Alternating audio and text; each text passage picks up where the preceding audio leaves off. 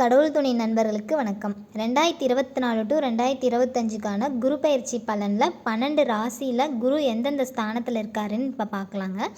First ராசி, ஸ்தானம், பலன், அதோட நன்மைகள். ஃபஸ்ட்டு மேச ராசியில் பார்த்திங்கன்னா 2வது வீட்டில் இருக்காங்க. அது தனலாபம் 95% நல்லா இருக்குது மேஷத்துக்கு. அதே ரிஷபத்துக்கு பார்த்திங்கன்னா ராசியிலே இருக்காங்க. ஸோ மன தெளிவு இருக்கும், 80%ல் இருக்குது. மிதன ராசிக்கு பார்த்திங்கன்னா 12ஆம் வீட்டில் குரு பகவான் அமர்ந்திருக்காங்க. அது சுப விரயமாகும், 55%ஆக இருக்குது. கடகராசிக்கு 11வது வீட்டில் குரு அமர்ந்திருக்காரு, லாபஸ்தானமாக இருக்குது, 92% சூப்பராக இருக்குது.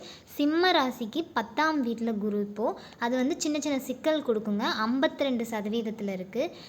கன்னி ராசிக்கு 9ஆம் வீட்டில் இருக்குது, பாக்கியஸ்தானத்தில் அமர்ந்திருக்காரு, 90% நல்லா இருக்குது. துலாம் ராசிக்கு 8ஆம் வீடு அஸ்தமஸ்தானம், 45% நல்லா இருக்குது.